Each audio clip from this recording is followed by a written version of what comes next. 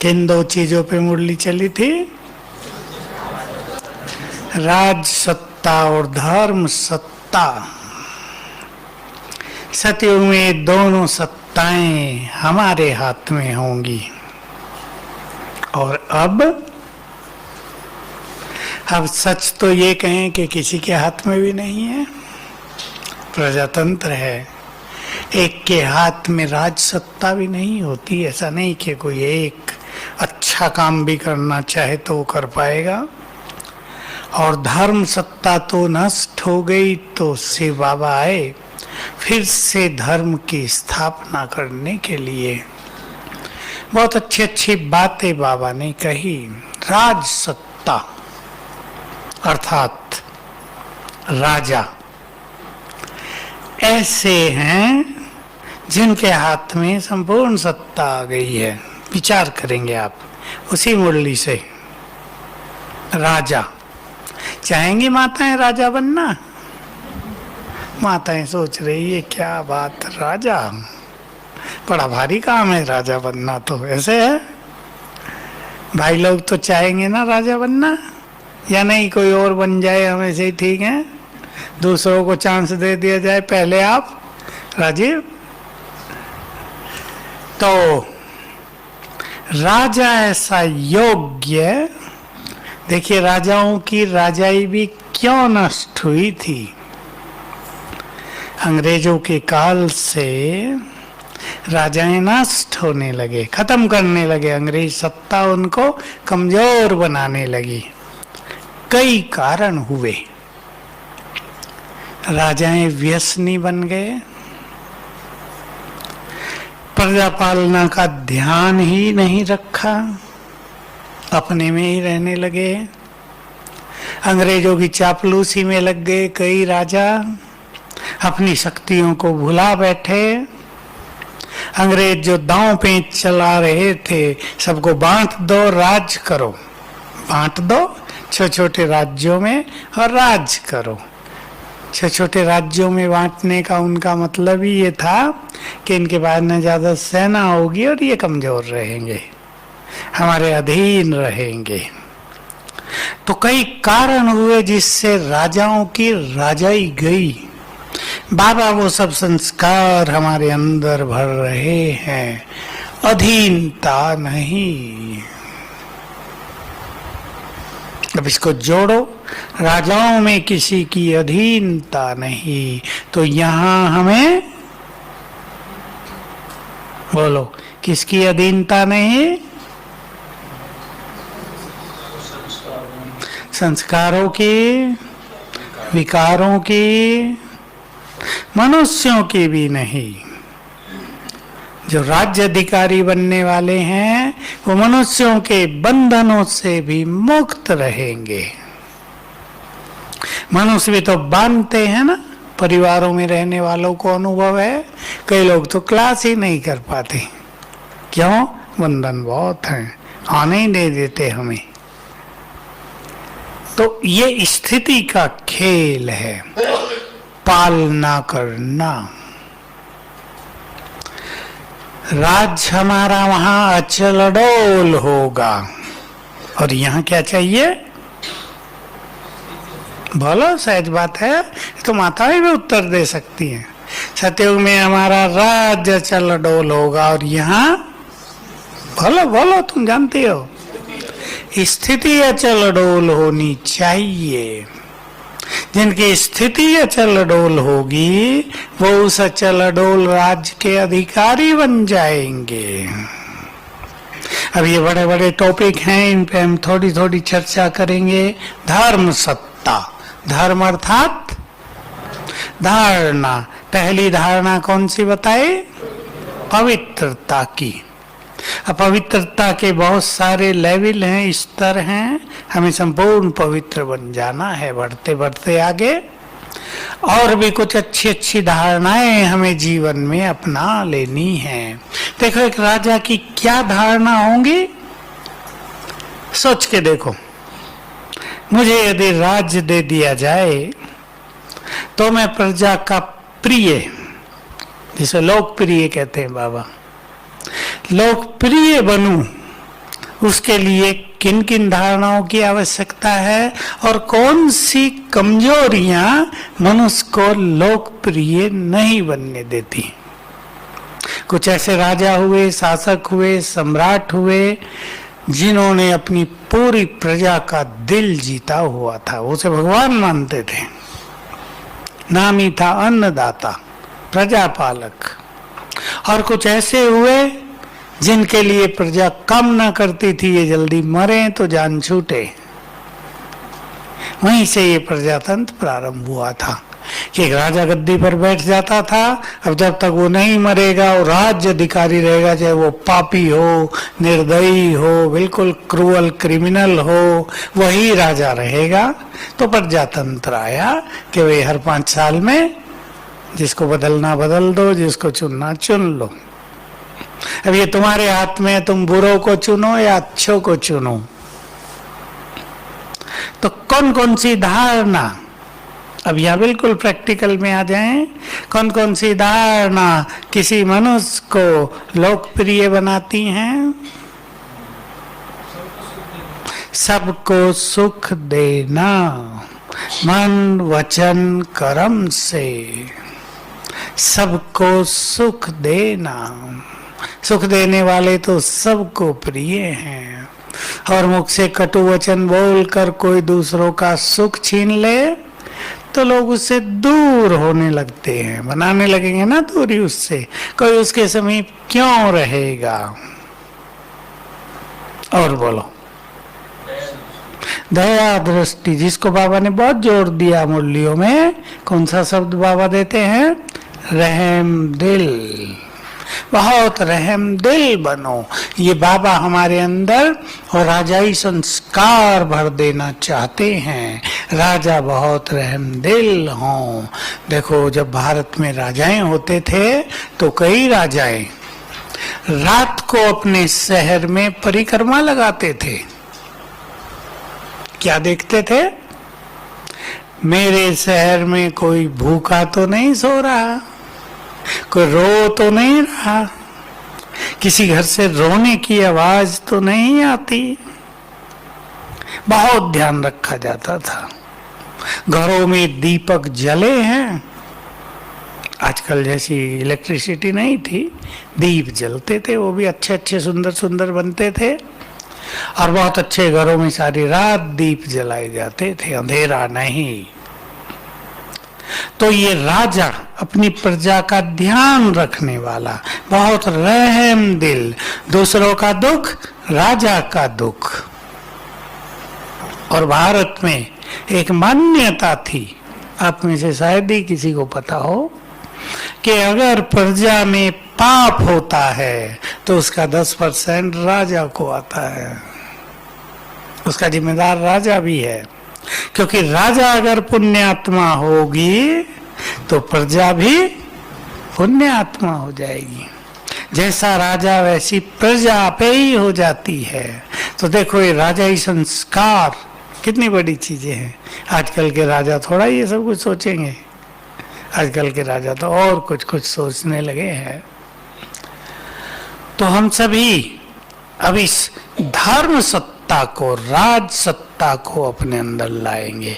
और कौन सी धारणाएं ऐसी हैं जिससे लोग अपने राजा से दूर हो जाएंगे? दूर होने की नहीं, दूर होने की मैंने पूछा। क्रूरता, अहंकार। जब राजा होते थे तो किसी व्यक्ति का राजा से मिलना बिल्कुल सहज होता था।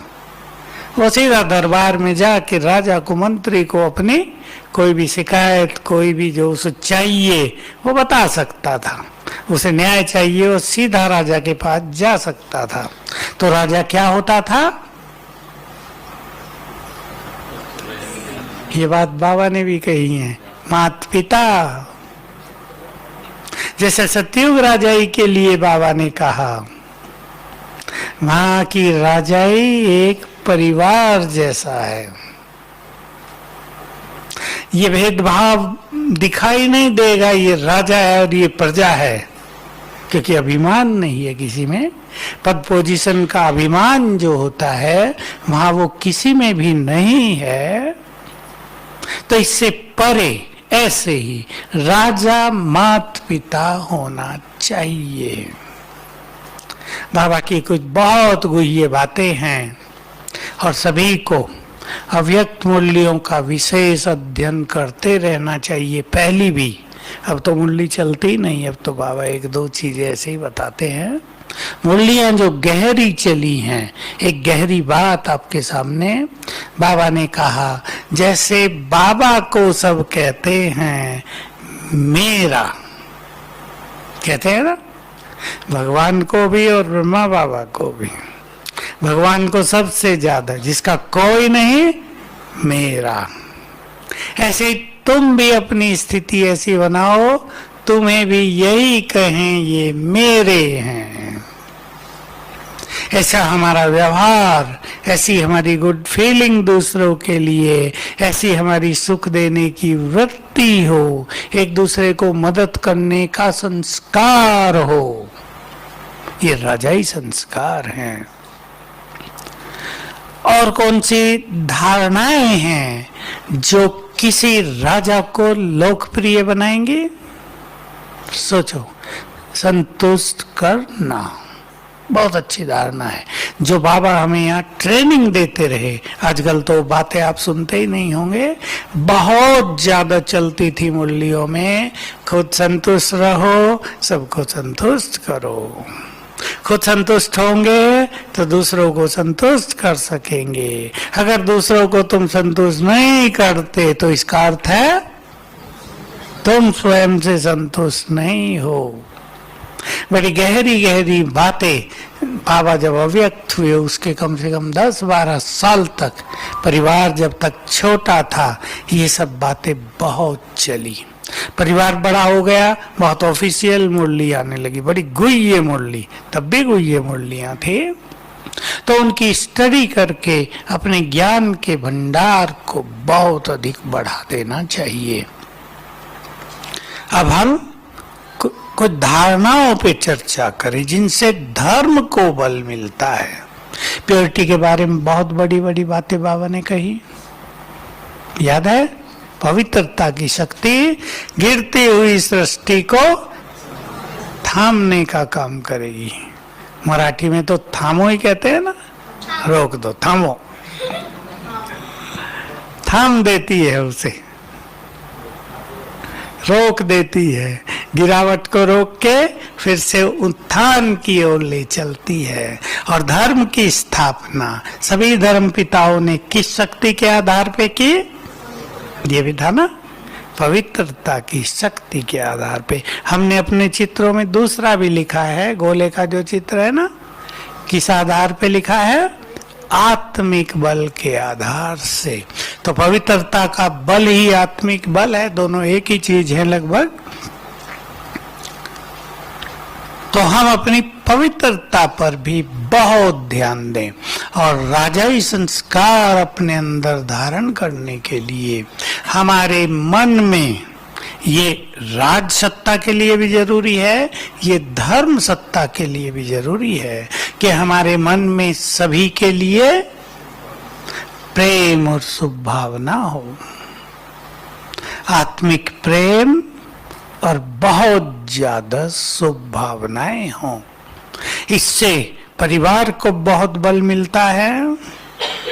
आप सभी इस चीज पे ध्यान दें, अपने लौकिक परिवारों से शुरू करें। सभी सबको आत्मा देखते हुए अपने मन में प्रेम की और शुभ भावनाओं की वृत्ति धारण करें। हम सब से प्रेम करते हैं और रोज अपने को एक संकल्प देते रहें, इस संसार में मेरा कोई शत्रु नहीं है। काम थोड़ी मेहनत का है, पर ये संकल्प देते देते सभी हमारे मित्र हो जाएंगे।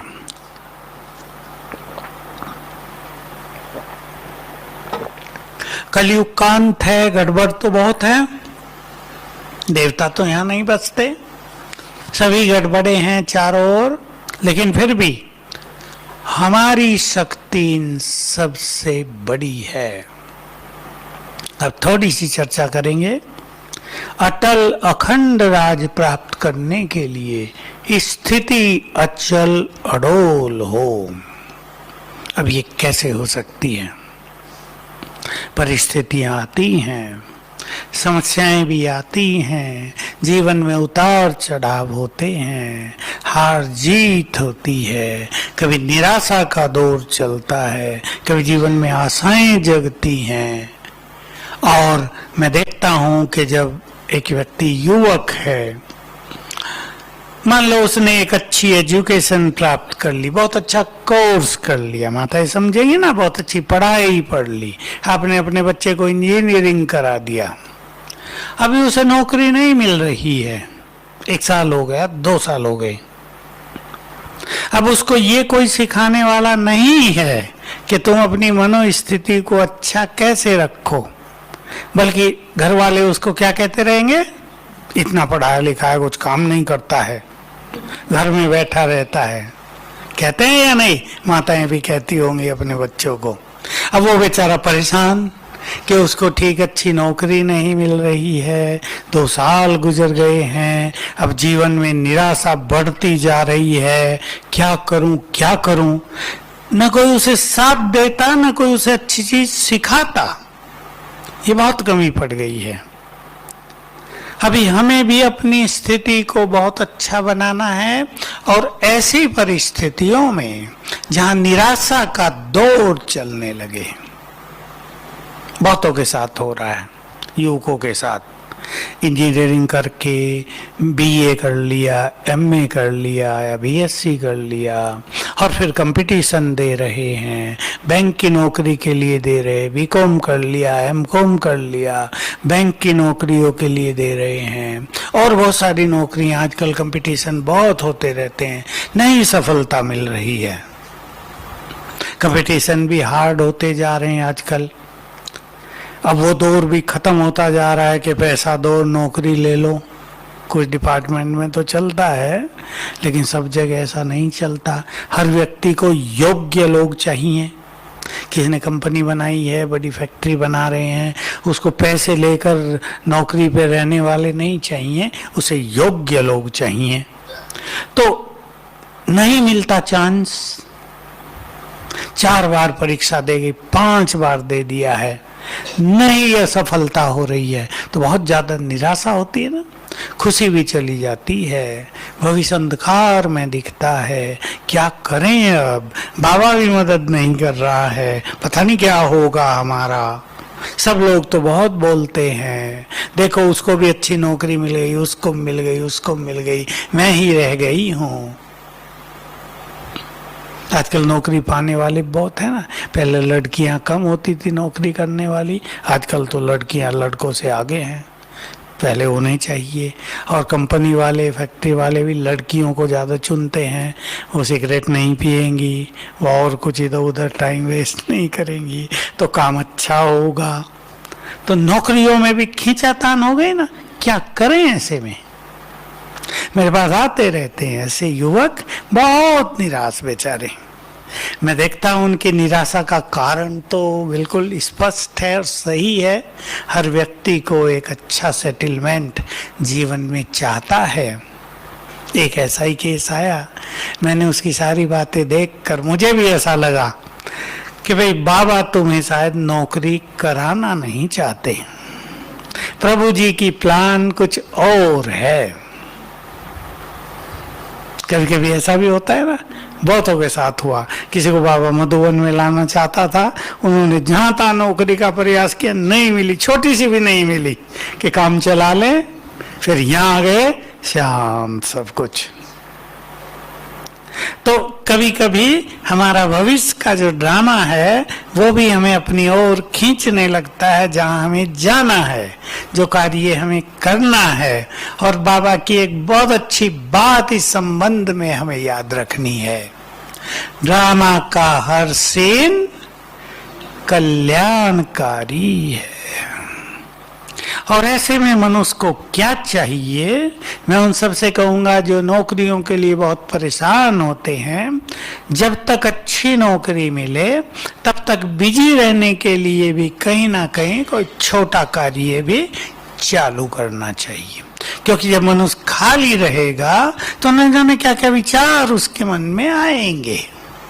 एक का तो कैसे ऐसे ही हुआ, बहुत अच्छी पढ़ाई पढ़ने के बाद जब नौकरी नहीं मिली, घर वाले बार बार बोलते थे, बेचारे ने सुसाइड कर लिया।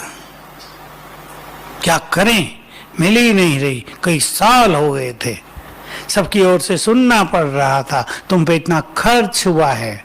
तो ऐसे में कई जो अच्छे समझदार युवक होते हैं वो कुछ भी कर लेते हैं, जब तक एक अच्छी नौकरी मिले कहीं कुछ भी शुरू कर दिया। इंजीनियरिंग करके मैंने देखा कई लड़के अपना पढ़ाना शुरू कर देते हैं, जहाँ भी पढ़ाने का मौका मिला, जो भी पैसा मिला, तो मन बिजी रहता है, नए अवसर सामने दिखाई देने लगते हैं, लोगों से पहचान बनती है, अपने विचारों में मैच्योरिटी आती है और फिर सब कुछ ठीक हो जाता है। तो विभिन्न परिस्थितियों में हिम्मत न हारना, ये एक बहुत बड़ी क्वालिटी है। राजा की क्वालिटी में मुझे एक दो चीज और याद आ रही थी। बहुत धैर्यवान, बहुत रॉयल, जिसकी आंख कभी कहीं भी नहीं डूबती, निर्णय लेना बहुत धैर्यवत, सोच समझ के, जल्दीबाजी में नहीं। ये जो अच्छी क्वालिटीज हैं ये भी हमें यहीं धारण कर लेनी है। तो राज सत्ता उनके ही हाथ में आएगी जो राज करने के लायक बनेंगे, जो राजा के गुणों को धारण करेंगे। और उसमें सबसे पहली और बड़ी चीज जो हम हमेशा ही सुनते हैं, जो स्वयं पर राज करेंगे वही विश्व पर राज करेंगे। फिर से वहीं आ जाएं तो हमें अपनी स्थिति को अचल अड़ोल बनाना है। बहुत पावर चाहिए अपने में। जब परिस्थिति आए, जब बीमारियां आ जाएं, जब लोग आपको परेशान करने लगें, जब अनेक अनहोनी घटनाएं घटने लगें, तब स्थिति को संभालना। ध्यान दें इस शब्द पे। जो अपने को संभालना जान जाते हैं वो विश्व को भी संभालेंगे। कभी ये बाबा का सुंदर महावाक्य था, तुम अपने को ही नहीं संभाल पाते तो विश्व को कैसे संभालोगे। तो देखो बीमारी आ जाती है, कई लोग आते हैं नीचे शांतिवन में, जब बाबा के टर्न चलते हैं ना, इस बार भी कई लोग एक ही चीज लेकर आए कि एक के बाद दूसरी, दूसरे के बाद तीसरी, तीसरी के बाद चौथी परीक्षाएं आ ही रही हैं। हम समझ ही नहीं पा रहे ये क्या हो रहा है। सब कुछ तो ठीक चलता था, अचानक बिजनेस में खेल बिगड़ने लगा, अचानक बीमारियां आ गई परिवारों में, छोटी छोटी बातों पे लड़ाई झगड़े होने लगे। फलाना व्यक्ति बहुत अच्छा था, उसने हमें धोखा दे दिया। एक साथ ऐसा लगा चारों ओर से परिस्थितियों ने हमें आ घेरा है। कैसे ऐसे में करें और क्या करें? परिस्थिति स्थिति को न हिलाए, बल्कि स्थिति परिस्थितियों को